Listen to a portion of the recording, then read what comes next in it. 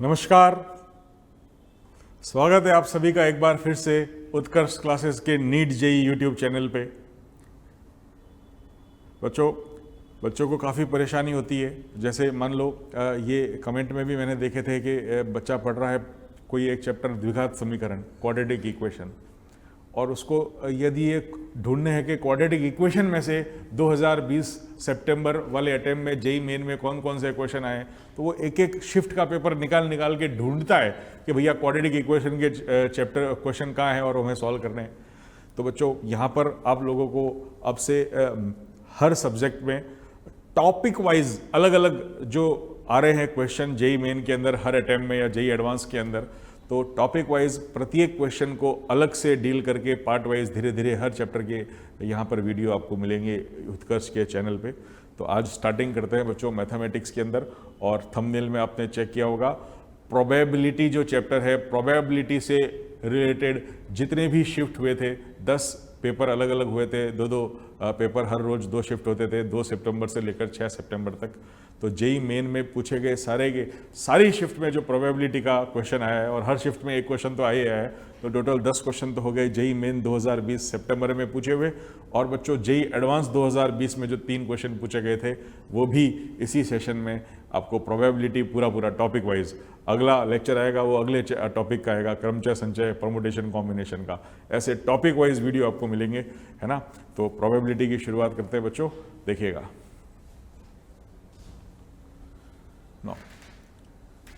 देखिए JEE main 2 सितंबर 2020 shift 1 के अंदर ये क्वेश्चन पूछा गया था प्रोबेबिलिटी का। क्या कह रहा है क्वेश्चन, ध्यान से समझो क्वेश्चन। देखिए क्वेश्चन दे रखा है, यहां पर मेरे पास में 2 अलग अलग बॉक्स है, 2 अलग अलग बॉक्स है बच्चों।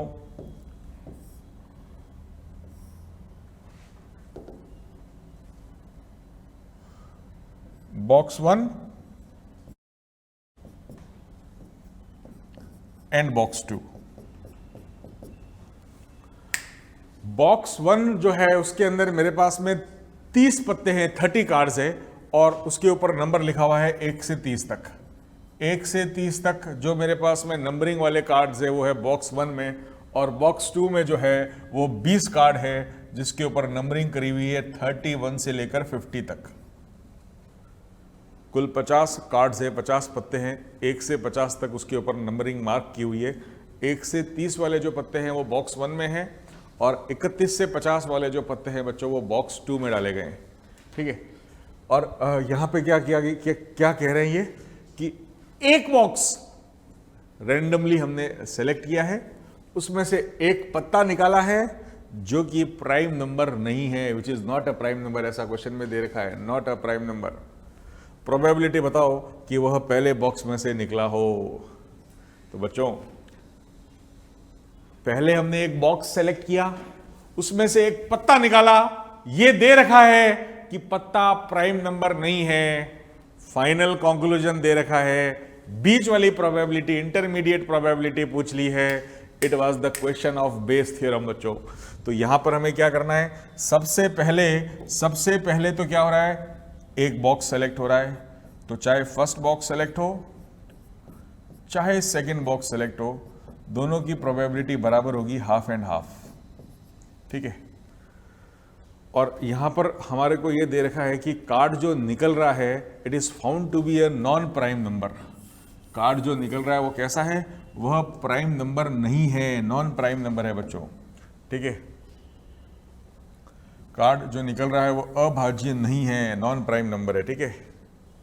नाउ अब मुझे इतना सा यहां पे इंफॉर्मेशन चाहिए कि 1 से 30 तक जो नंबर है उसमें प्राइम नंबर कितने होते हैं। तो प्राइम नंबर होते हैं बच्चों मेरे पास में 2, 3, उसके बाद जो भी प्राइम नंबर होगा 6 का मल्टीपल +1 या -1 होगा। तो 6 का मल्टीपल -1 और 6 का मल्टीपल +1, फिर बीच में जांचने की जरूरत ही नहीं है। 12 - 1 11 और 13, फिर 18 - 1 17 और 19, 23 25 नहीं है, और फिर 29। यानी कि मैं देख रहा हूं यदि पहले 30 नंबर में से 10 नंबर ऐसे हैं जो कि प्राइम नंबर है ना। तो ये मैंने मान लिया ई इवेंट।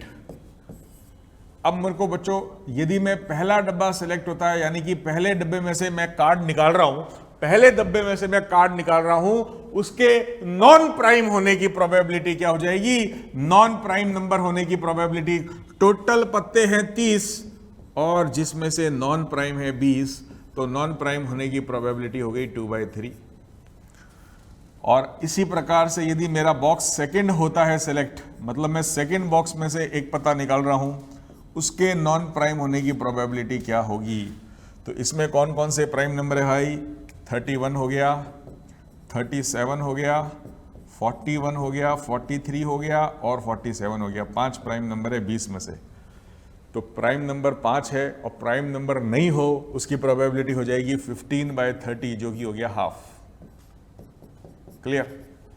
ये सारी इंफॉर्मेशन क्वेश्चन में दी हुई है और हमको ये कहा गया है, क्या कहा गया है? देखो भैया, हमको ये कहा गया है कि पत्ता जो निकला है वह प्राइम नंबर नहीं है, यानी ई इवेंट हो चुका है, ई इवेंट हो चुका है।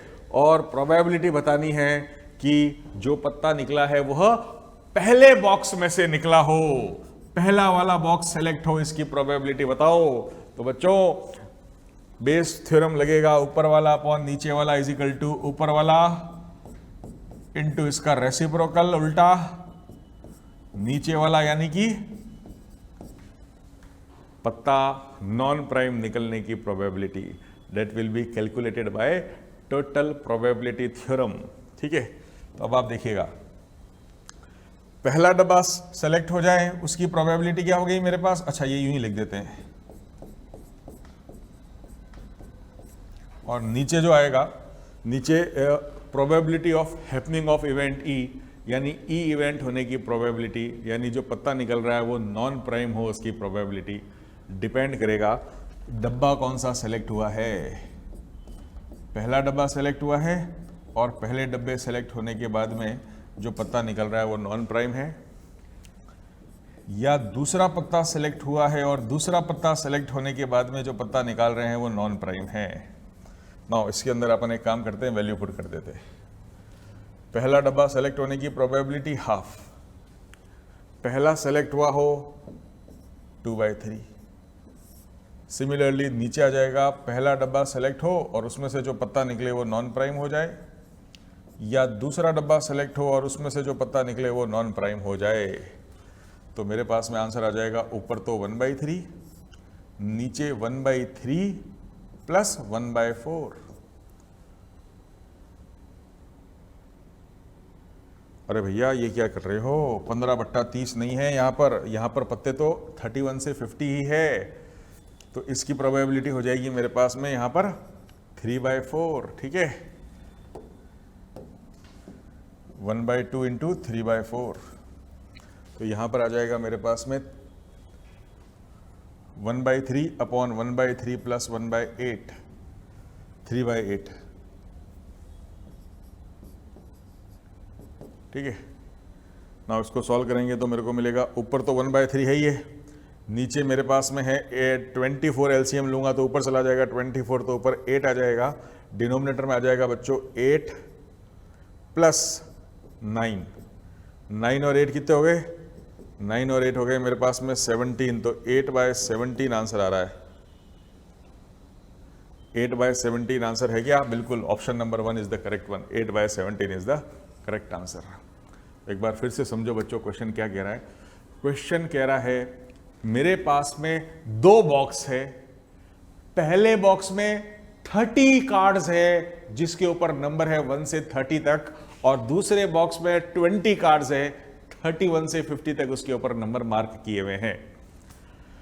अब देखो 1 से 30 के बीच में 10 होते हैं प्राइम नंबर और 20 नंबर्स ऐसे होते हैं जो कि नॉन प्राइम है। उसी प्रकार से 31 से 50 के बीच में बच्चों 5 प्राइम नंबर है और 15 नॉन प्राइम नंबर है। अब हमें यह दिया हुआ है कि पहले क्या करना है, दोनों बॉक्स में से एक बॉक्स का सिलेक्शन किया गया, उसमें से एक कार्ड निकाला गया जो कि नॉन प्राइम है। प्रोबेबिलिटी बताओ कि वह पत्ता पहले बक्से से फर्स्ट बॉक्स से निकाला गया हो। तो हमसे जो पूछा गया है वो ये पूछा गया है कि ई इवेंट तो हो चुका है, प्रोबेबिलिटी बताओ, पहले बॉक्स सेलेक्ट होने की प्रोबेबिलिटी बताओ। तो या तो पहला बॉक्स सेलेक्ट होगा या दूसरा सेलेक्ट होगा, दोनों की प्रोबेबिलिटी बराबर है, हाफ हाफ, रैंडमली सेलेक्ट किया जा रहा है। नाउ पी अपॉन आई का मतलब यदि पहला बॉक्स सेलेक्ट हो चुका है, अब इवेंट ई यानी कि नॉन प्राइम नंबर निकलने की प्रोबेबिलिटी बताओ। तो इसमें नॉन प्राइम नंबर है 20, टोटल है 30, तो 20/30 यानी कि 2/3। सिमिलरली यदि दूसरा बॉक्स सेलेक्ट होगा तो नॉन प्राइम नंबर वाला कार्ड निकलने की प्रोबेबिलिटी होगी 15/20 यानी कि 3/4। Now simple Bayes theorem apply किया, P A upon B is equals to P A into P B by A divided by P B, और नीचे ई इवेंट का होना यानी कि पत्ता नॉन प्राइम निकलना डिपेंड कर रहा है बॉक्स कौन सा सेलेक्ट हुआ है। क्या पहला बॉक्स सेलेक्ट हुआ है फिर नॉन प्राइम निकल रहा है, या दूसरा बॉक्स सेलेक्ट हुआ है फिर नॉन प्राइम निकल रहा है। वैल्यू सारी अपन ने जो है यहाँ पर पुट कर दी इसके अंदर, और उसको सिंप्लीफाई करके हमने आंसर निकाला। तो 8/17 option number 1 is the correct answer. I hope it will be clear to you बच्चों। बहुत ईजी क्वेश्चन है, बेस थ्योरम का क्वेश्चन है, 2 सितंबर फर्स्ट शिफ्ट। ठीक है, नाउ 2 सितंबर सेकंड शिफ्ट का क्वेश्चन बच्चों। 2 सितंबर सेकंड शिफ्ट का जो मेरे पास में क्वेश्चन है, ये क्या दे रखा है, ये दे रखा है कि ई कॉम्प्लीमेंट, ये क्या हो गया, ई पूरक, ई के नहीं होने की प्रोबेबिलिटी को ई की पावर सी से ये रिप्रेजेंट कर रहा है, कोई दिक्कत नहीं है ना। और इसने बोला हुआ है 3 इवेंट है, E1, E2, E3, तीनों इंडिपेंडेंट है, पेयर वाइज इंडिपेंडेंट है। पेयर वाइज इंडिपेंडेंट का मतलब क्या हो गया, E1 इंटरसेक्शन E2 जो होगा वो होगा PE1 इंटू PE2 के बराबर, मतलब E1 E2 का पेयर भी इंडिपेंडेंट है, E2 E3 का पेयर भी इंडिपेंडेंट है, और E3 E1 का पेयर भी इंडिपेंडेंट है, pair wise.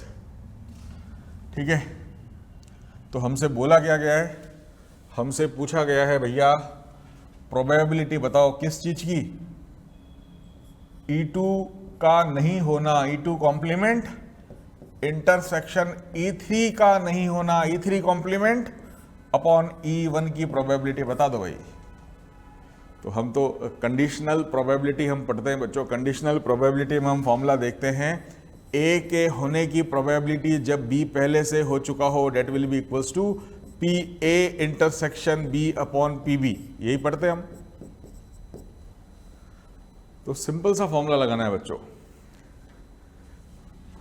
PA upon B is equals to, ऊपर आ जाएगा प्रोबेबिलिटी दोनों के इंटरसेक्शन की, दोनों के इंटरसेक्शन की, यानी कि E1 इंटरसेक्शन E2 का नहीं होना, इंटरसेक्शन E3 का नहीं होना, है ना। और डिनोमिनेटर में आ जाएगा मेरे पास में E1 के होने की प्रोबेबिलिटी। अब बच्चों देखिएगा, सिंपल सा कॉन्सेप्ट है, अपन सेट थ्योरी पढ़ते हैं, एक इवेंट है E1, E2 और E3। हमसे ऊपर क्या पूछा गया है, E1 तो हो लेकिन E2 E3 नहीं हो, मतलब ये वाली चीज पूछी गई है। तो ये वाली चीज पूछी गई है तो मैं देखो ऊपर लिख सकता हूं E1 तो हो लेकिन इसमें से वह चीज हटानी है ना, जब E2 या E3 हो रहे हो। तो minus PE1 intersection E2 minus PE1 intersection E3, और अब बच्चों ये तो जीरो ही है क्या, तीनों का इंटरसेक्शन तो जीरो ही है, तो उसको वापस जोड़ने की जरूरत नहीं है, तो जीरो ही है। और नीचे आ जाएगा मेरे पास में PE1। सिंपल सा कॉन्सेप्ट है बच्चों, बस ये इंपॉर्टेंट चीज यहां पर सेट थ्योरी वाला कॉन्सेप्ट, वेन डायग्राम वाला कॉन्सेप्ट से यदि आप E1 intersection E2 complement E3 complement के इंटरसेक्शन को यह चीज लिख पाओ, बस यही इसके अंदर एक स्टेप ऐसा है। नाउ बच्चों इसके बाद क्या करना है देखिएगा, ये हो जाएगा मेरे पास में PE1 माइनस, देखो E1 और E2 स्वतंत्र घटनाएं हैं, इंडिपेंडेंट इवेंट है, तो इंडिपेंडेंट इवेंट के लिए क्या डेफिनेशन बताई थी, PA intersection B is equal to PA into PB।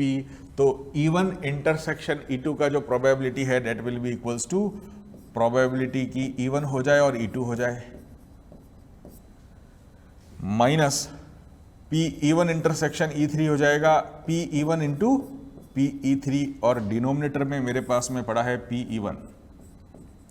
Now this can be written as 1 minus P E3 minus P E2. कोई कुछ भी लिख दो पहले, कोई फर्क नहीं पड़ता. अब आप बच्चों ऑप्शंस देखते देखिए. 1 माइनस P E3 क्या हो गया? 1 माइनस P E3 हो गया मेरे पास में E3 के नहीं होने की प्रोबेबिलिटी, जो कि हो जाएगा मेरे पास में P E3 कॉम्प्लीमेंट, और आगे पड़ा है माइनस P E2. तो बिल्कुल पहला ऑप्शन ही मेरे पास में आ गया, E3 का नहीं होना माइनस E2 का होना.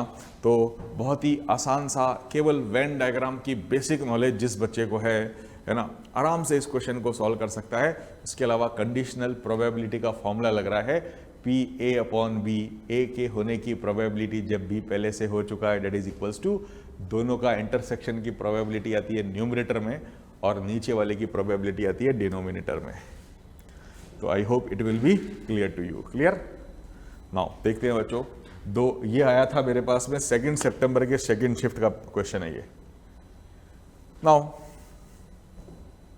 बच्चों 3 सितंबर फर्स्ट शिफ्ट का जो पेपर है जेई मेन का, क्या है देखिए आप. क्वेश्चन ये क्या कह रहा है भैया, एक पासे को, डाइस को 2 बार फेंका जाता है, ठीक है, और जो सम आया है वह ऑब्जर्व किया जाता है ना, और वह ऑब्जर्व ये किया जा रहा है कि वो 4 का मल्टीपल है.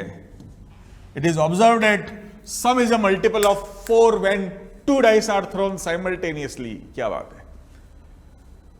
तो कंडीशनल प्रोबेबिलिटी बताओ कि 4 अपीयर्ड एटलीस्ट 1 टाइम्स, प्रोबेबिलिटी बताओ कि 4 कम से कम एक बार आया हो.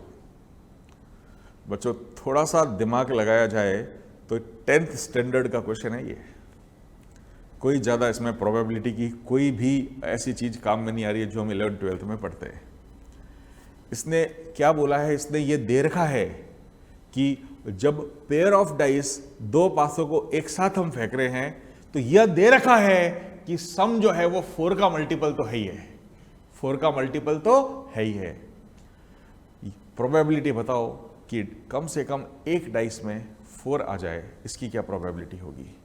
तो बच्चों ये बहुत ही, जब भी 2 पेयर ऑफ डाइस आते हैं तो आपको बताया हुआ है, सिंपल सा आप चार्ट तो बनाओ ही बनाओ, क्योंकि जब पेयर ऑफ डाइस की बात होगी यानी कि 2 डाइस एक साथ फेंके गए हैं, तो सम उसमें क्या क्या आ सकता है भाई. सम आ सकता है 2, 3, 4, 5, 6, 7, 8, 9, 10, 11, 12. ये सम की संभावना है, सम ये आ सकता है, और उसकी प्रोबेबिलिटी. सम आ सकता है बच्चों, 2 डाइस फेंकेंगे तो मिनिमम सम 2 आएगा, और मैक्सिमम 12 आएगा, है ना. और इसके जो बाइफर्गेशन है, कितनी बार सम 2 आ सकता है, ये भी बच्चों इसकी मैंने आपको बता रखा है. सिंपल है, 1, 2, 3, 4, 5, 6, और उल्टा चला लो. नाउ यह दे रखा है कि 4 का मल्टीपल, 4 का गुणज आया है, यानी कि बच्चों या तो 4 आया होगा, या 8 आया होगा, या 12 आया होगा, है ना. यह दे रखा है कि 4 का मल्टीपल आया है, तो 4 का मल्टीपल कितनी प्रकार से आ सकता है, 3 + 5 8 और 1 9, 9 प्रकार से 4 का मल्टीपल आ सकता है. और पूछा गया है किस चीज की प्रोबेबिलिटी, कि भैया कम से कम एक डाइस में 4 आए, उसकी प्रोबेबिलिटी बताओ. तो जब सम 4 आ रहा है दोनों डाइस का, तो क्या किसी डाइस में 4 आ सकता है क्या? नो, आ ही नहीं सकता भाई. सम 8 आ रहा है तो हाँ, एक पॉसिबिलिटी है दोनों में 4 4 आ जाए, और हमने यही बोला गया है कम से कम एटलीस्ट 1 4 आना. तो 2 भी 4 आए तो चलेगा, ये एक केस हो गया. और जब सम 12 आ रहा है तो 4 आ ही नहीं सकता, दोनों में 6 आएगा तभी 12 आएगा.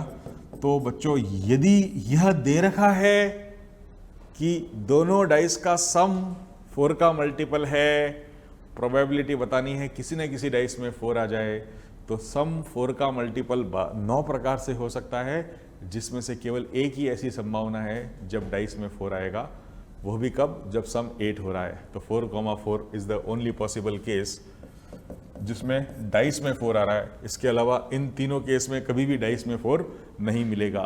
तो डाइस में 4 आ जाए और यह दे रखा है कि सम भी 4 का मल्टीपल है, प्रोबेबिलिटी हो जाएगी 1/9। क्या हो जाएगी प्रोबेबिलिटी?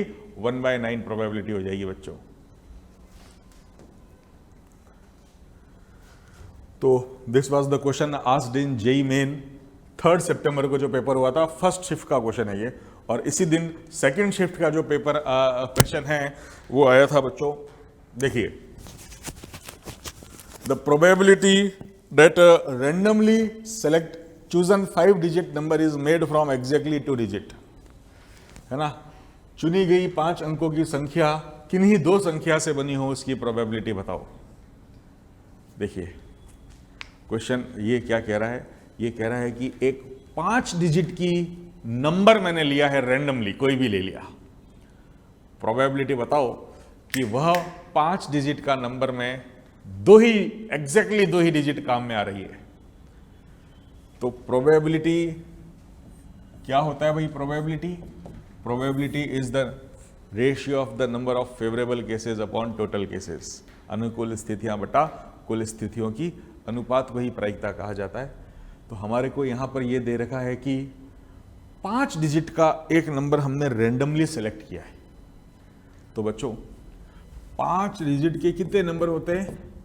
5 डिजिट के नंबर होते हैं भाई, पहली डिजिट पे 0 नहीं आ सकता, 1 से 9 तक कुछ भी ले लो। दूसरी डिजिट में भैया 0 से 9 तक कुछ भी ले लो, तीसरी, चौथी और 5वीं कुछ भी ले लो। तो मेरे पास में प्रोबेबिलिटी के डिनोमिनेटर में आ जाएगा 9 × 10 की पावर 5। 9 × 10 की पावर 5 आ जाएगा डिनोमिनेटर में।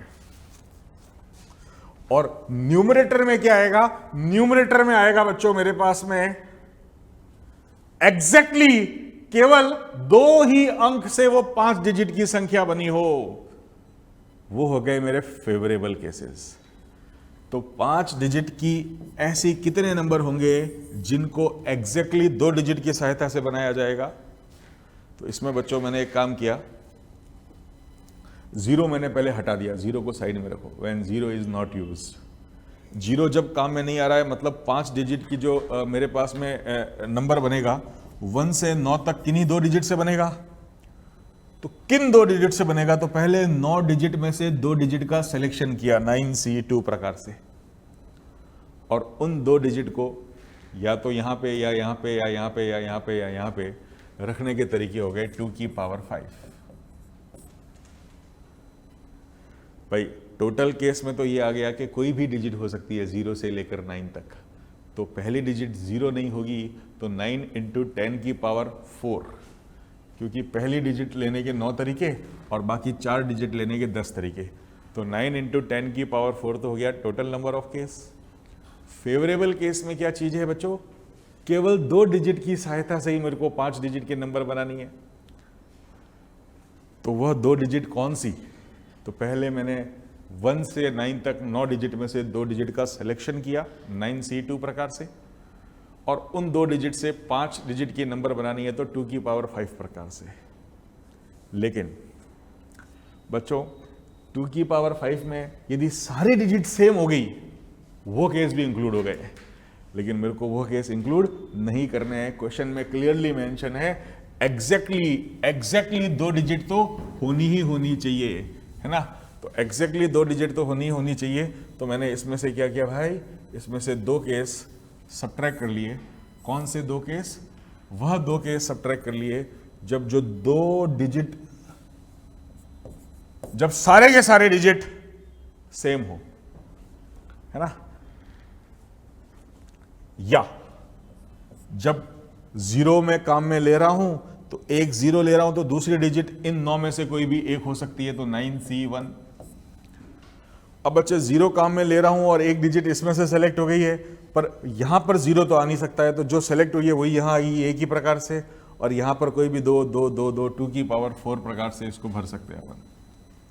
और जब सारी वही डिजिट आ गई जो यहां पर है, ऐसा एक केस इसमें से सब्ट्रैक्ट करना पड़ेगा। देखो इतना तो यहाँ पे सोचना ही पड़ेगा बच्चों।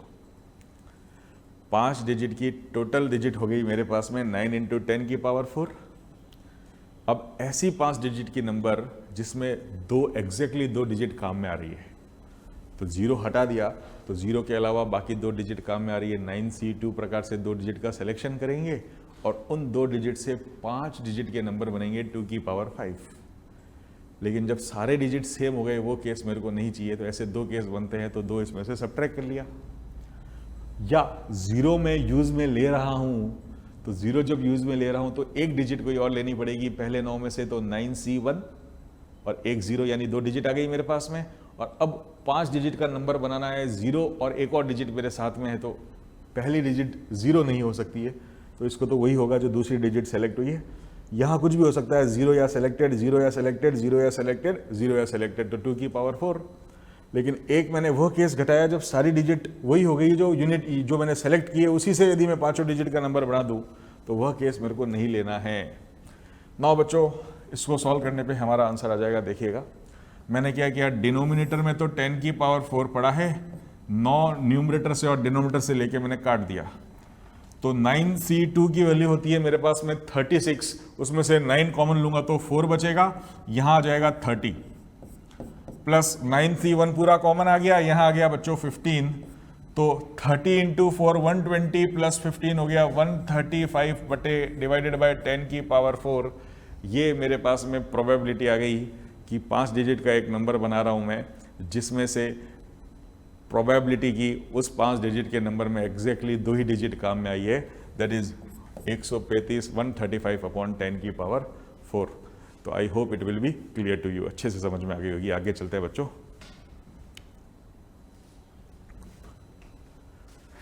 देखो भैया, एक टारगेट को शूट करना है और एकदम परफेक्टली वो टारगेट शूट हो जाए, उसकी प्रोबेबिलिटी दे रखी है 1/10। तो क्वेश्चन क्या कह रहा है कि बताओ कम से कम कितनी बार मैं शूट करूं कि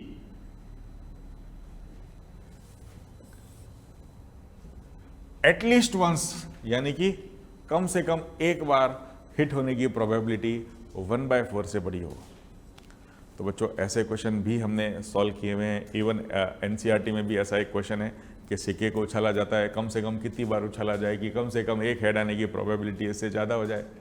तो वही कॉन्सेप्ट यहाँ काम में लेना है। ये क्या कह रहा है कि टारगेट को शूट करने की जो प्रोबेबिलिटी है वो है बच्चों, एक अटेम्प्ट में शूट करने की प्रोबेबिलिटी है 1/10। तो मैंने क्या किया, मान लिया n बार मैं क्या कर रहा हूं, शूट कर रहा हूं, मैं n बार शूट कर रहा हूं और hitting the target at least once, यानी कि कम से कम एक बार, एटलीस्ट वंस हिट हो जाए, कम से कम एक बार हिट हो जाए, उसकी प्रोबेबिलिटी हो जाएगी 1 - एक बार भी हिट नहीं हुआ हो, है ना। तो ये हो जाएगा बच्चों 1 - NC0, एक बार भी हिट नहीं हुआ है। हिट होने की प्रोबेबिलिटी 1/10 है, जो कि एक बार भी हिट नहीं हो रहा है ना। तो इसका मतलब सारी की बार जो है वो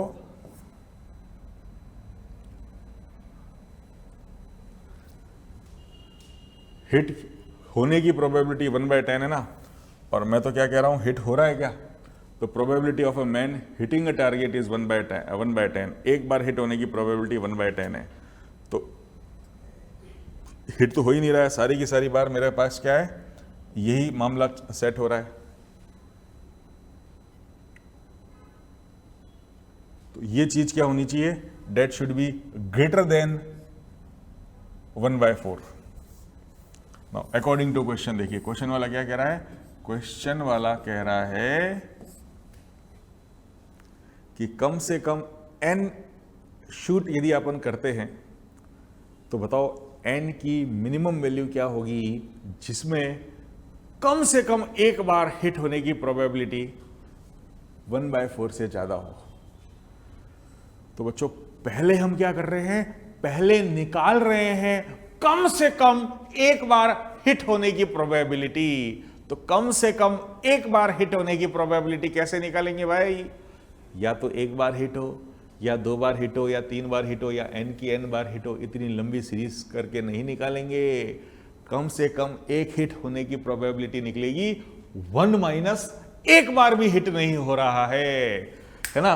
तो 1 माइनस एक बार भी हिट नहीं हो रहा है। ठीक है, अब क्वेश्चन वाला क्या कह रहा है कि ये जो है मेरे पास में 1 माइनस 9/10 की पावर n, यह होना चाहिए, क्या होना चाहिए भाई? ये होना चाहिए 1/4 से बड़ा, ग्रेटर देन 1/4। तो इसका मतलब क्या हो गया? 9/10 जो है 9/10 की पावर n लेस देन हो जाएगा 3/4 के। ठीक है, तो जब n बराबर 1 रखा तो क्या 9/10 3/4 से छोटा है क्या? नहीं भाई, 9/10 तो 0.9 है। तो n बराबर 1 रखने पर तो सेटिस्फाई नहीं हो रहा है। ये क्या हो गया? ये हो गया 0.9 की पावर n लेस देन होना चाहिए 0.75। तो बताओ n की मिनिमम वैल्यू क्या होगी, है ना? और अब यहां पर इसके बाद का जो प्रोसेस है बच्चों, वो है हिट एंड ट्रायल वाला, है ना? n की मिनिमम वैल्यू के लिए मैंने क्या किया? n बराबर 1 रखा, तो ये यहां पर आ रहा है 0.9। क्या 0.9 0.75 से छोटा है क्या? नहीं है। n बराबर 2 रखा तो 0.9 का स्क्वायर यानी कि 0.81, क्या 0.81 0.75 से छोटा है क्या?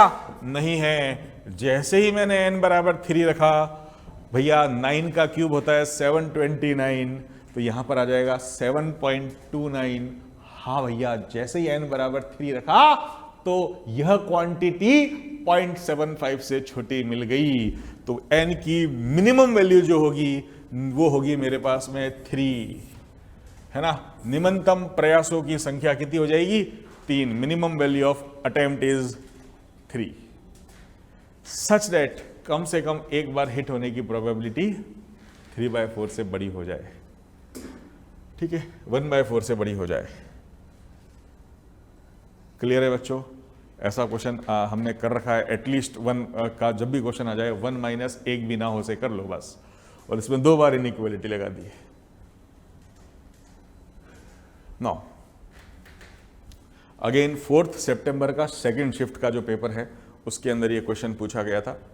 क्या है भैया? एक गेम में 2 प्लेयर है ए और बी, वो क्या कर रहे हैं? पेयर ऑफ फेयर डाइस फेंक रहे हैं।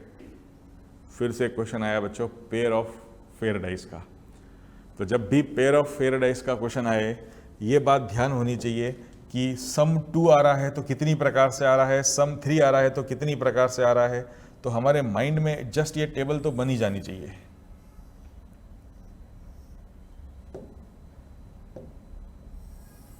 पेयर ऑफ फेयर डाइस है तो सम की मिनिमम वैल्यू होगी मेरे पास में 2 और मैक्सिमम होगी 12।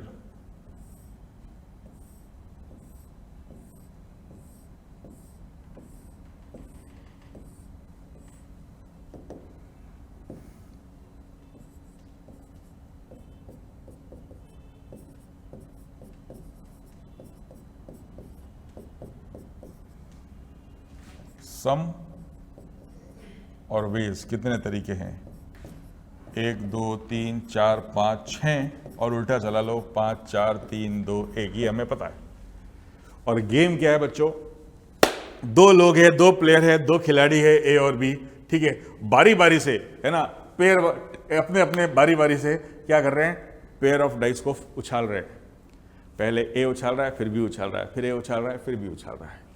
ए ने शुरुआत की है, ये भी क्वेश्चन में दे रखा है ना?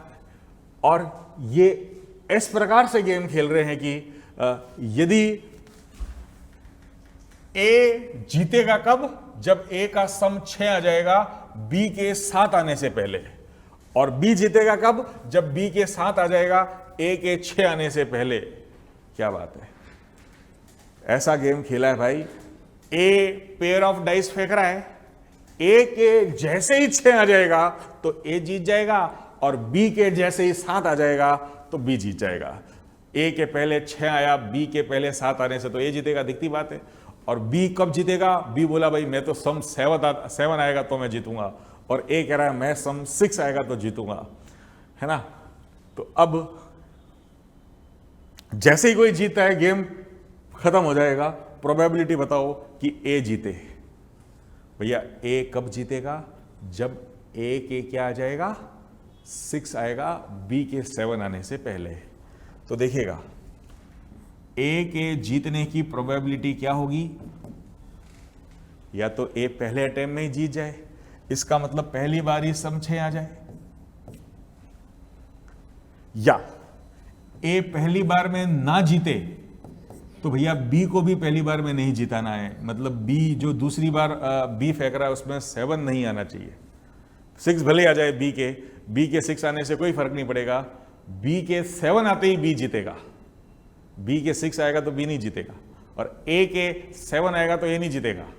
ए जीतेगा जब ए के 6 आएगा, ठीक है। तो पहली बार में ए हारा, दूसरी बार में बी हारा, फिर ए जीत जाए, फिर 6 आ जाए, या पहली बार में ए हारे, दूसरी बार में बी हारे, फिर वापस ए हारे, बी हारे, और फिर 5वीं बार में ए जीत जाए, है ना। तो बच्चों ये जो है इसका मेरे पास में प्रोबेबिलिटी निकालनी है बच्चों। पहली बार में सम 6 आ जाए, उसकी प्रोबेबिलिटी क्या है? 5/36, या पहली बार में सम 6 नहीं आवे, दैट इज 31/36। दूसरी बार में सम 7 नहीं आए, 30/36, ठीक है। फिर वापस ए का जीत जाए, यानी कि उसके सम 6 आने की प्रोबेबिलिटी 5/36। या बच्चों ए पहली बार में ट्रायल में जीत जाए, या ए वापस उसकी बारी आएगी थर्ड ट्रायल में ए जीते, है ना, थर्ड टॉस में, क्योंकि पहला टॉस ए का है, दूसरा बी का है और तीसरा ए का है। ए तीसरे टॉस में भी नहीं जीतेगा तो फिर ए के बाद में वापस बारी आएगी, 5th वापस टॉस में वो जीत जाए, तो 31/36, 30/36 का स्क्वायर आ जाएगा, और फिर ए जीत जाए, दैट इज 5/36।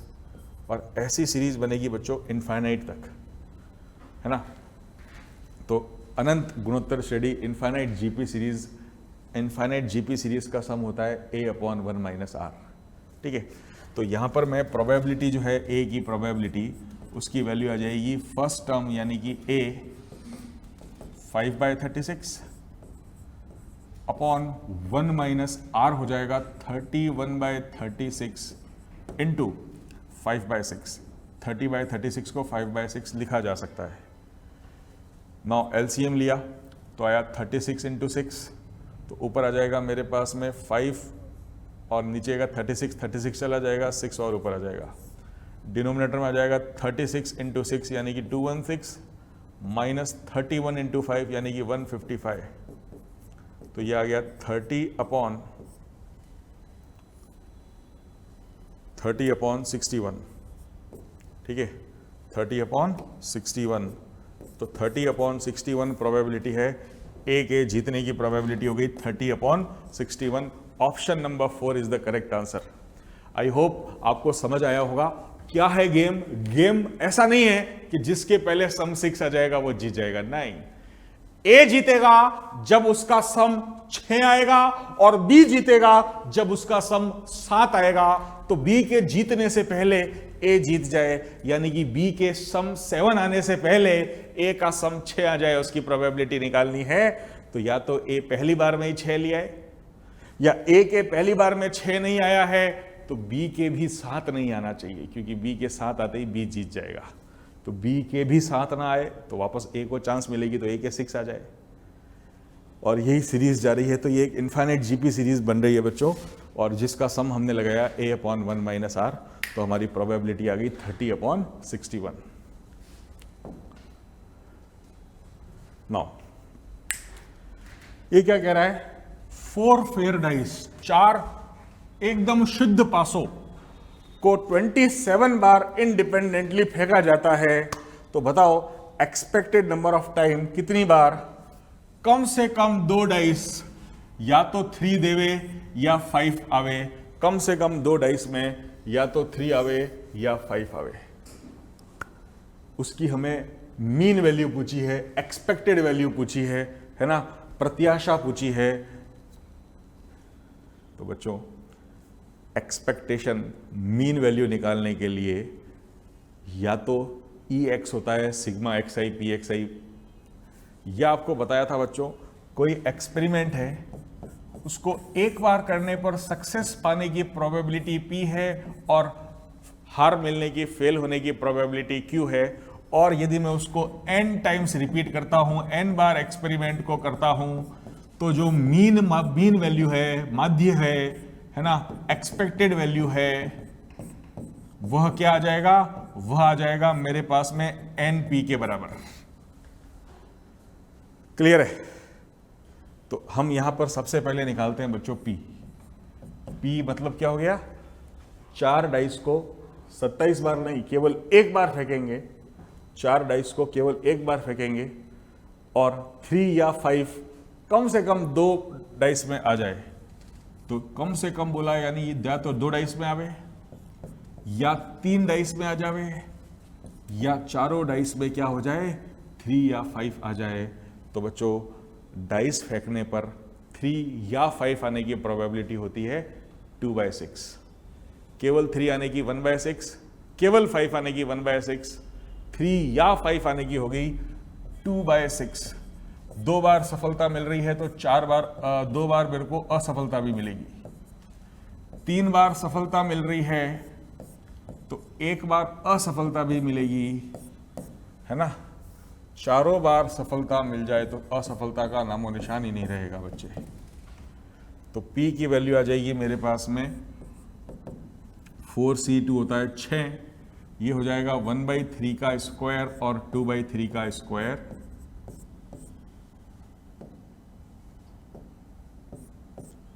प्लस 4C3 हो जाएगा 4 और ये हो जाएगा 1/3 का क्यूब इंटू 2/3 प्लस ये हो जाएगा 1/3 की पावर 4। सॉल्व करने पे आ जाएगा मेरे पास में बच्चों, यहां पर मैं देख रहा हूं कि 3 आएगा इधर, ठीक है। तो डिनोमिनेटर में आ जाएगा मेरे पास में 3 की पावर 4 यानी कि 81, ठीक है।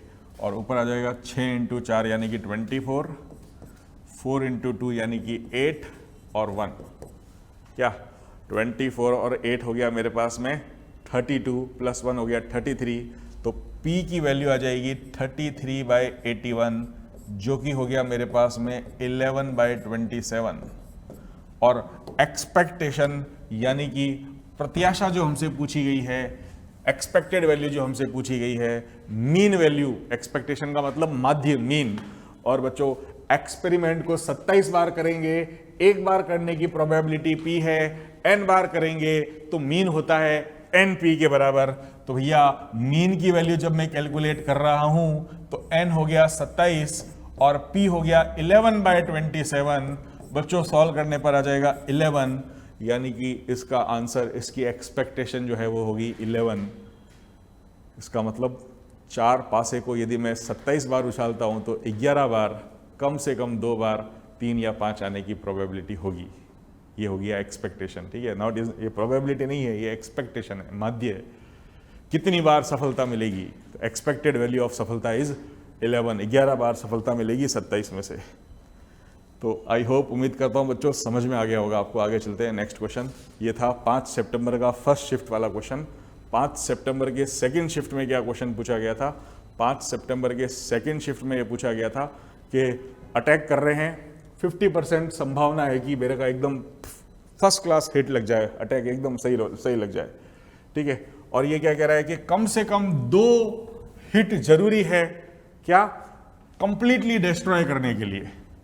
बच्चों जेई मेन में ये क्वेश्चन आया है, इसी पैटर्न का एक क्वेश्चन जेई एडवांस में भी पूछा गया है ना।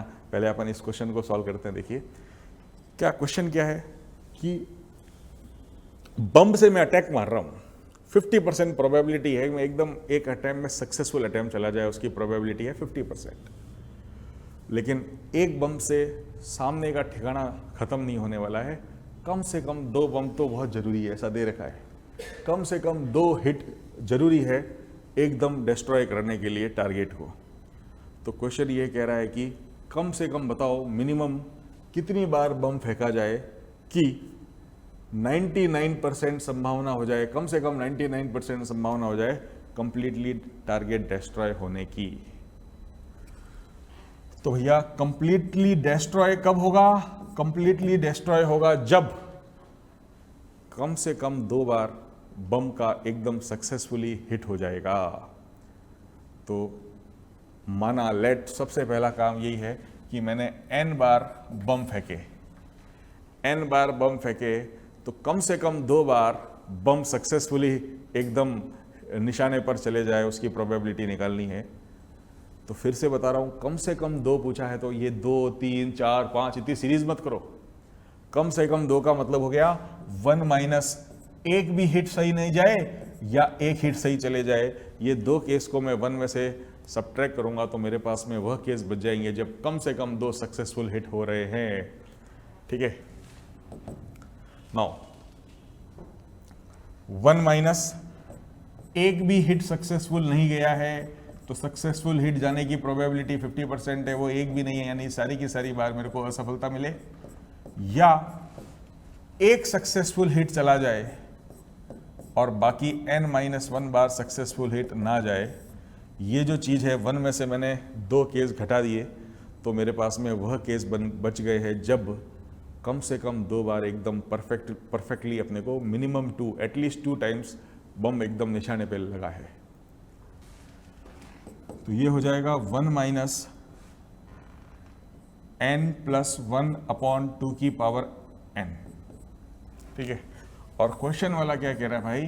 क्वेश्चन वाला कह रहा है कि कम से कम 2 हिट लगने की प्रोबेबिलिटी कम से कम 90% हो। इसका मतलब 1 माइनस n+1/2 की पावर n 99% हो, एटलीस्ट 99% हो, should be greater than equal to 99/100। इसके लिए मुझे क्या करना है? n की मिनिमम वैल्यू बतानी है। तो बच्चों ये हो गया n+1/2 की power n is less than equal to 1 minus 99/100 यानी कि 1/100। अब इसके बाद बच्चों हिट एंड ट्रायल लगाना है। हिट एंड ट्रायल लगा के n की मिनिमम वैल्यू निकालनी है जो इस इनइक्वालिटी को संतुष्ट करे, ऐसी n की मिनिमम वैल्यू निकालनी है। तो बच्चों n बराबर मैंने यहां पर 10 रखा सपोज, तो ऊपर आएगा 11 और नीचे आएगा 1024। तो n बराबर 10 रखने पर ऊपर 11 है, नीचे 1024 है, ऊपर 10 और नीचे 1000 होता तो ये 1/100 के बराबर होता। नीचे 1000 चॉइस ही है और ऊपर 11 है, तो स्टिल मैं कह रहा हूं कि ये जो वैल्यू है 1/100 से बड़ी है, तो इट इज ग्रेटर देन 1/100 है, लेस देन नहीं हुई है ना। तो ये गलत हो जाएगा मामला। इसके जैसे ही मैंने आगे गया n बराबर 11 रखा, तो n11 रखने पर जो LHS बन रहा है, LHS हो गया मेरे पास में n11 रखने पर 12/2048 यानी कि हो जाएगा 6/1024 के आसपास। तो 6/1000 तो बच्चों ये तो बिल्कुल सही बात है, ये 1/100 से छोटा हो जाएगा। Yes, it is less then 1/100, है ना। तो n बराबर 10 रखने पर इनइक्वालिटी सेटिस्फाई नहीं हो रही थी, और n बराबर 11 या उससे बड़ा रखूंगा तो इनइक्वालिटी हमेशा सेटिस्फाई हो जाएगी। तो बच्चों यहाँ पर n की मिनिमम वैल्यू जो होगी, है ना, कम से कम कितनी बार अपन ने बम फेंके हैं, तो n की मिनिमम वैल्यू हो जाएगी मेरे पास में 11। 11 is the correct answer.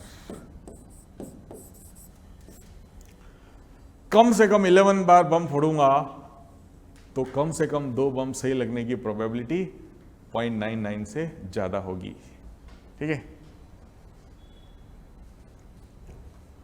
Now अब बच्चों लास्ट डे 6 सितंबर का पहले शिफ्ट का क्वेश्चन क्या है देखिएगा।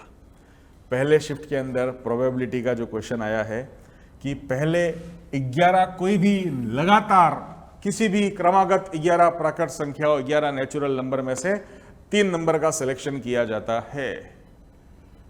ठीक है, प्रोबेबिलिटी बताओ कि वह 3 नंबर एक बढ़ती हुई एपी सीरीज बना दे। वह 3 नंबर बढ़ती हुई एपी सीरीज बना दे।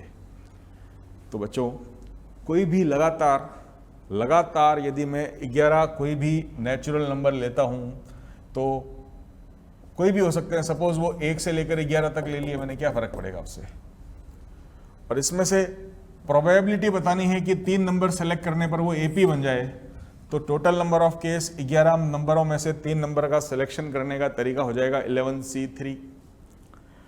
और फेवरेबल केस क्या है कि जो 3 नंबर सेलेक्ट किए हैं वो समांतर श्रेणी में हो, एपी में हो। तो बढ़ती हुई एपी में हो तो समांतर श्रेणी, कॉमन डिफरेंस उसका या तो 1 होगा या 2 होगा या 3 होगा। 4 हो सकता है क्या?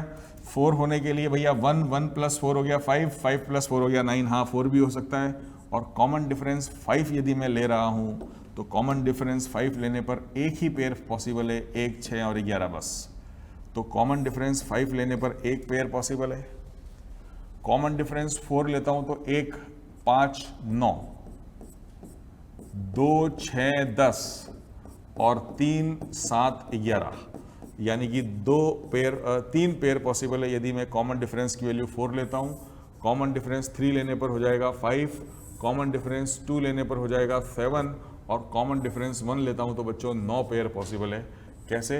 या तो 1, 2, 3 3 कॉन्जिक्यूटिव नंबर ही तो लेने, 2, 3, 4 या 9, 10, 11। तो ऐसे ऐसे ऐसे ऐसे मेरे पास में कितने नंबर पॉसिबल हो गए? 9 पॉसिबल हो गए। तो एपी बनाने वाले कुल तरीके हो गए मेरे पास में 25। तो 11C3 टोटल तरीके थे, जिसमें से 25 ऐसे 3 नंबर सेलेक्ट होंगे जो एपी बन रही हैं। तो प्रोबेबिलिटी हो जाएगी मेरे पास में 25 अपॉन 11 इंटू 10 इंटू 9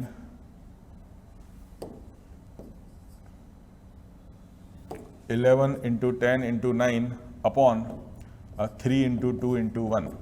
तो बच्चों 5 जा 25 है ना, और 5 2 जा 10 से 10 गए, 3 1 जा 3 और 3 3 जा 9, तो ऊपर बचेगा 5, नीचे बचेगा 11, 3 जा 33, यानी कि 5/33।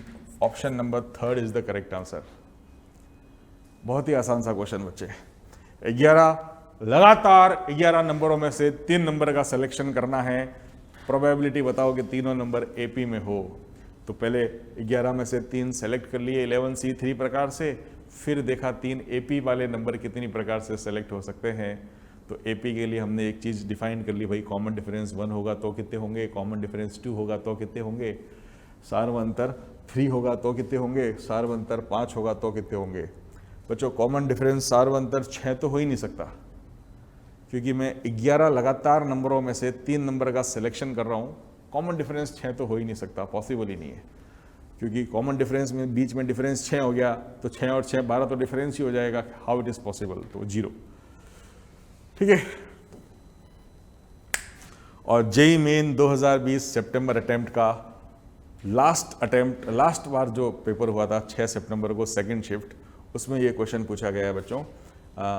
प्रोबेबिलिटीज ऑफ 3 इवेंट्स, 3 अलग अलग घटनाएं हैं और उसके बारे में कुछ बातें बोली हुई है ना।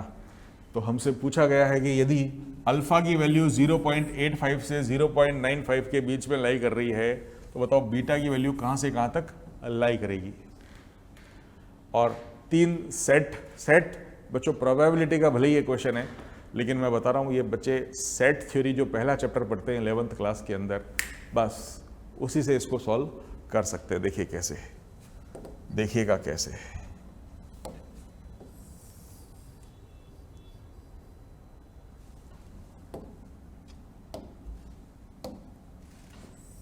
सेट ए, सेट बी और सेट सी।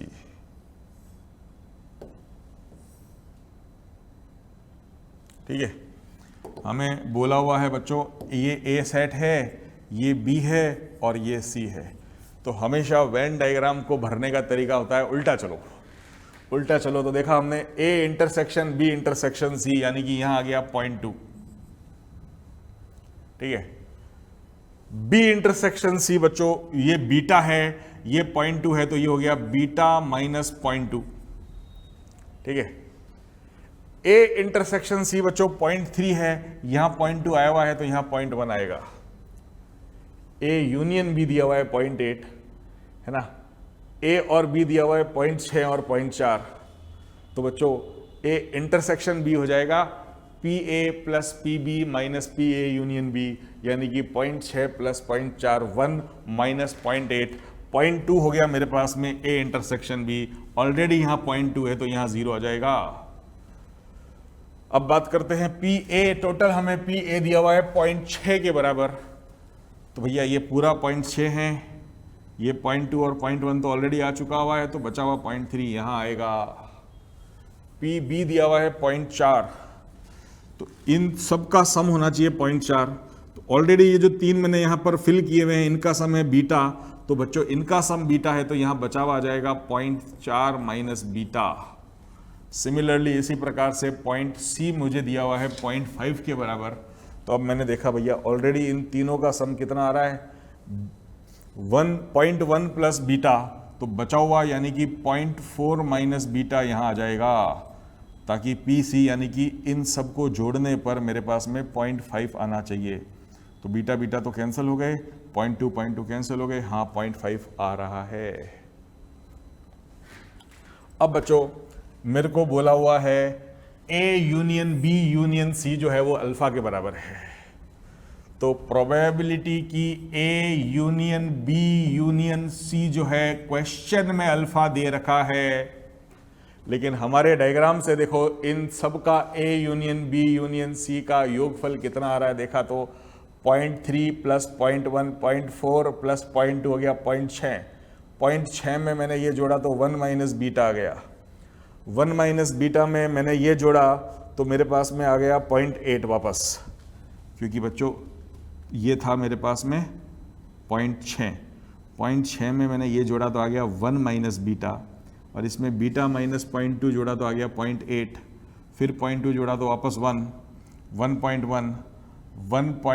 और 0.4 जोड़ा तो 1.5 माइनस बीटा आ गया बच्चे, क्या आ गया 1.5 माइनस बीटा। फिर से जोड़ो एक बार, देखो बीटा बीटा, ये minus beta plus beta minus beta, तो ये तीनों जोड़ने पर माइनस बीटा आ जाएगा, माइनस 0.2 प्लस 0.2 गए, 0.4 और 1 0.5, 0.5 और 0.4 हो गया 0.9 और 3, बस इसको A union B union C जोड़ो रे। देखो बच्चों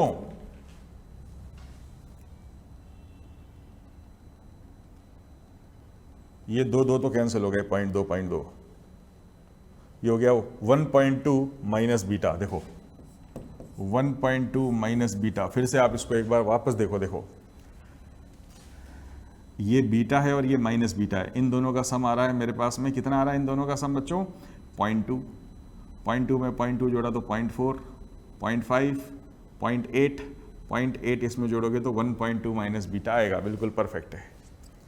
अब हमें प्रश्न में क्या दिया हुआ है, अकॉर्डिंग टू क्वेश्चन चलते हैं। क्वेश्चन में हमें दिया हुआ है अल्फा की वैल्यू जो है 0.85 से 0.95 के बीच में लाई कर रही है, लेकिन अल्फा तो 1.2 माइनस बीटा है जिसकी वैल्यू 0.85 से लेकर 0.95 के बीच में लाई कर रही है, और बच्चों मैंने 1.2 घटाया तो माइनस बीटा की वैल्यू माइनस का 0.35 से लेकर, है ना, यहां पर आ जाएगा माइनस का 0.25 के बीच में लाई कर रही है, और यदि मैं माइनस से मल्टीप्लाई करता हूं तो भैया इनइक्वालिटी में ये चीज उधर जाके साइन चेंज करेगी और यह चीज इधर आके साइन चेंज करेगी, यानी बीटा का मान 0.25 से बड़ा या बराबर होगा और 0.35 से छोटा या बराबर होगा।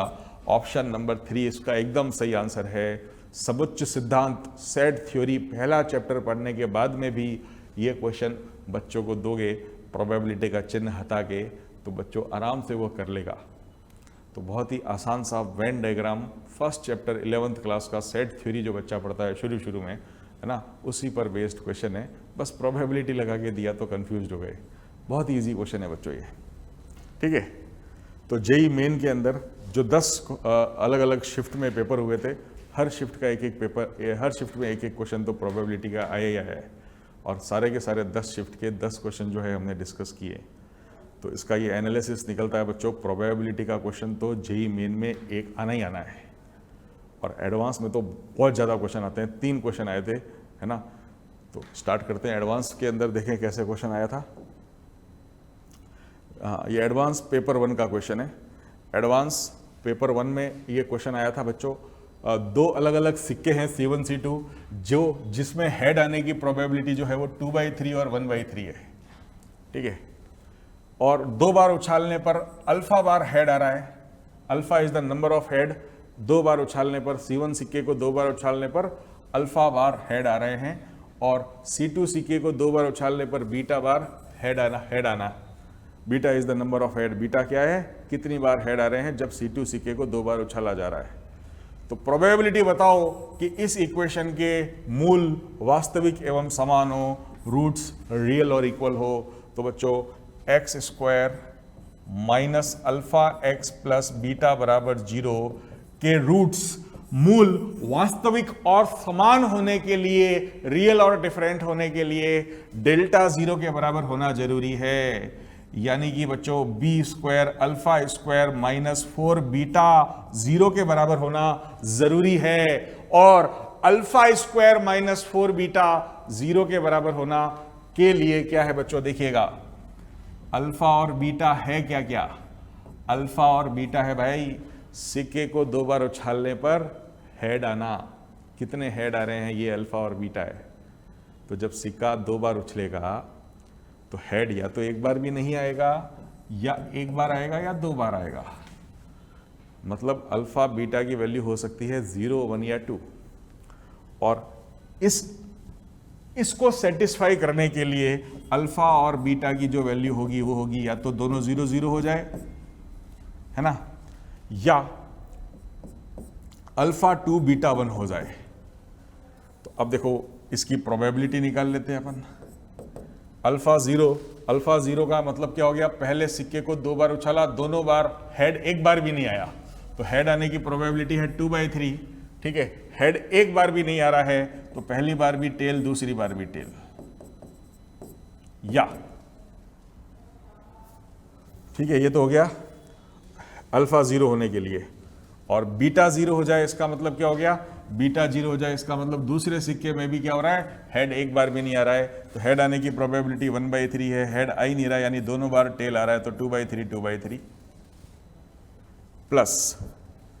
प्लस बच्चों ये हो गया मेरे पास में अल्फा 2 हो जाए। अल्फा 2 हो जाए मतलब क्या हो गया, पहले वाले सिक्के में दोनों बार हेड आ जाए, और बीटा 1 आ जाए, यानी दूसरे सिक्के के अंदर एक हेड एक टेल आ जाए। तो एक हेड और एक टेल यानी कि 2/3 और 1/3 की पावर 1, ठीक है। तो सॉल्व करने पे आ जाएगा मेरे पास में 4/81 प्लस 2 का स्क्वायर 4, 4 2 जा 8, 8 2 जा 16/81।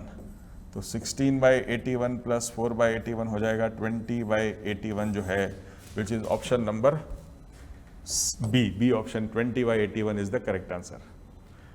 तो इस क्वेश्चन में एडवांस का क्वेश्चन है, x² minus alpha x plus beta बराबर 0 के रूट्स इक्वल और रियल होने के लिए डेल्टा 0, और डेल्टा 0 होने पर अल्फा बीटा की वैल्यू मतलब पहले बार सिक्का को 2 बार उछालने पर एक भी हेड ना आए, दोनों टेल आए, और दूसरे सिक्के में भी दोनों टेल आ जाए, या पहले में दोनों हेड आ जाए और दूसरे में एक हेड एक टेल आ जाए। सॉल्व किया, 20/81 आंसर आ गया। ये बच्चों पेपर 1 के अंदर प्रोबेबिलिटी का जेई एडवांस में आया हुआ क्वेश्चन 2020 के अंदर, बहुत ही आसान सा क्वेश्चन है। आई होप आपको आसानी से समझ में आया होगा बच्चों, ठीक है ना। फिर से देखो वही बात हो गई कि ऐसा एक मेंस में क्वेश्चन आया था। मेंस में बोला हुआ है कि भाई टारगेट सक्सेसफुल होने की प्रोबेबिलिटी 0.5 थी, या 0.75 है, और कंप्लीटली टारगेट को डिस्ट्रॉय करने के लिए कम से कम 3 सक्सेसफुल हिट की जरूरत पड़ रही है, ठीक है। तो इसका मतलब डिस्ट्रॉय करने के लिए कम से कम 3 सक्सेसफुल हिट की जरूरत पड़ रही है। तो मैं एक काम करता हूं, कम से कम 3 निकालने के बजाय या तो एक बार भी हिट नहीं हो रहा है, या एक बार हिट हो रहा है, या 2 बार हिट हो रहा है, इनकी प्रोबेबिलिटी का सम 1 में से सब्ट्रैक्ट कर लेता हूं। तो इसका मतलब 1 में से जब एक बार भी हिट नहीं हो रहा है, या एक बार हिट हो रहा है, या 2 बार हिट हो रहा है, ये वाली केसेस मैंने सब्ट्रैक्ट कर लिए, तो वह प्रोबेबिलिटी मिल जाएगी जिसमें कम से कम 3 बार हिट हो रहा है और डिस्ट्रॉय करने के लिए कम से कम 3 हिट की ज़रूरत पड़ रही है। तो डिस्ट्रॉय होने के लिए यह निकालना पड़ेगा। तो डिस्ट्रॉय होने की प्रोबेबिलिटी हो जाएगी बच्चों 1 माइनस हिट होने की 0.75 है, एक बार भी हिट नहीं हो रहा है यानी कि NC0 इसकी पावर 0 और 0.25 की पावर n। एक बार हिट हो जाए तो 3/4 की पावर 1 और 1/4 की पावर n-1 और बच्चों 2 बार हिट हो जाए तो NC2 3/4 की पावर 2 और 1/4 की पावर n-2। और हमारे को ये दे रखा है कि डिस्ट्रॉय होने की जो प्रोबेबिलिटी है ना, 0.5 से कम ना हो, 0.5 से कम ना हो, है ना, यानी कि 0.95 से ज़्यादा ही हो, तो शुड बी ग्रेटर देन 0.95। ठीक है, तो इस इनइक्वालिटी को सॉल्व करोगे सिंप्लीफाई करके तो n की मिनिमम वैल्यू आ जाएगी बच्चों 6 के बराबर। तो ऐसा क्वेश्चन बच्चों बहुत ही आसान सा क्वेश्चन है। थोड़ा कैलकुलेशन बढ़ा दिया क्योंकि एटलीस्ट 3 बोल दिया, कम से कम 3 बोल दिया। कम से कम 1 बोलता तो 1 माइनस 1 भी नहीं करते, कम से कम 2 बोलता तो 1 माइनस 1 भी नहीं या 1 करते। ठीक है, तो कम से कम 3 बोला है, इसका मतलब 1 माइनस 0, 1 और 2 वाला केस अपने को सब्ट्रैक्ट करना पड़ेगा। I hope it will be clear to you बच्चों। बहुत ही इजी सा क्वेश्चन, जेईई एडवांस पेपर 2 में ये प्रोबेबिलिटी का क्वेश्चन था और पेपर 2 में ही एक और प्रोबेबिलिटी का क्वेश्चन बच्चों देखिए क्या दे रखा है इस क्वेश्चन में। बहुत ही इजी क्वेश्चन है, ध्यान से पढ़ो कि 2 फेयर डाइस, 2 शुद्ध पासों, है ना, जिसके ऊपर फिर से बच्चों 2 डाइस का क्वेश्चन, देखो बार बार 2 डाइस के क्वेश्चन आ रहे हैं। तो 2 डाइस का क्वेश्चन का कॉन्सेप्ट जैसे भी आता है तो 2 डाइस के कॉन्सेप्ट के क्वेश्चन में हमें क्या करना है, टेबल बनानी है। सम या तो 2 आएगा, 3, 4, 5, 6, 7, 8, 9, 10, 11, 12। सम तरीके सम आएगा 2, 3, 4, 5, 6, 7, 8, 9, 10, 11, 12 और तरीके हो जाएंगे 1, 2, 3, 4, 5, 6 और उल्टा। तो 2 फेयर डाइस एक साथ रोल किए जा रहे हैं, सम ऑब्जर्व किया जा रहा है और इसको अपन चलाते जा रहे हैं जब तक प्राइम नंबर या परफेक्ट स्क्वायर ना आ जाए तब तक चलाते जा रहे हैं, चलाते जाओ। नाउ यह दे रखा है कि सम परफेक्ट स्क्वायर आ रहा है, पहले परफेक्ट स्क्वायर आ रहा है। तो बच्चों सम पहले परफेक्ट स्क्वायर या तो आ सकता है 4 या आ सकता है 9। यह दे रखा है कि सबसे पहले जो सम आएगा या तो 4 आएगा या 9 आएगा। ठीक है, तो प्रोबेबिलिटी बताओ कि ऑड नंबर पहले आए, परफेक्ट स्क्वायर तो आई आए और वो ऑड नंबर आए, उसकी प्रोबेबिलिटी p के बराबर है। तो 14p की वैल्यू पूछी है बच्चों। देखो ये क्वेश्चन प्रोबेबिलिटी का ऊपर की 2-3 लाइनें भ्रमित करने के लिए दी है, कंफ्यूज करने के लिए। आप तो नीचे की लाइन पढ़ो और सीधा आंसर निकालो बच्चों। देखो यह दे रखा है कि परफेक्ट स्क्वायर आया है, तो इसका मतलब क्या हो गया, इसका मतलब यह हो गया कि परफेक्ट स्क्वायर आने के तरीके 3 और परफेक्ट स्क्वायर यानी कि 4 आने के तरीके हो गए 3 और 9 आने के तरीके हो गए 4। तो परफेक्ट स्क्वायर आने के कुल तरीके हो गए बच्चों 3 + 4 यानी कि 7। ठीक है, लेकिन p यह प्रोबेबिलिटी है कि परफेक्ट स्क्वायर तो आई आए लेकिन ऑड नंबर आवे। तो भैया 2 परफेक्ट स्क्वायर है 4 और 9, जिसमें से 4 एक इवन नंबर है और 9 एक ऑड नंबर है। तो 9 आए, इसके तरीके हो गए मेरे पास में 4। तो p की वैल्यू हो गई बच्चों 4/7। हमसे पूछा है क्वेश्चन वाले ने 14p, तो 14 × 4/7 that will be equals to 8 is the correct answer. 14 × 4/7 करूंगा, 14 × 4/7 करूंगा तो 8 इज द करेक्ट आंसर। बच्चों इतना आसान सा क्वेश्चन जेईई एडवांस में पूछा गया है और बिल्कुल कंफ्यूज होने की जरूरत नहीं थी इसमें। केवल यह दे रखा है कि सम एक पूर्ण वर्ग है, परफेक्ट स्क्वायर है। प्रोबेबिलिटी बताओ कि वो परफेक्ट स्क्वायर एक ऑड नंबर हो। तो परफेक्ट स्क्वायर हो सकता है 4 और 3 7 प्रकार से, जिसमें से ऑड परफेक्ट स्क्वायर एक ही है, सम 9 आ जाए, वो होता है 4 प्रकार से। तो 4/7 हो गई पी की वैल्यू, और हमसे 14 पी की वैल्यू पूछी गई है बच्चों। तो आई होप प्रोबेबिलिटी के सारे क्वेश्चन बहुत अच्छे से समझ में आए होंगे बच्चों आपको।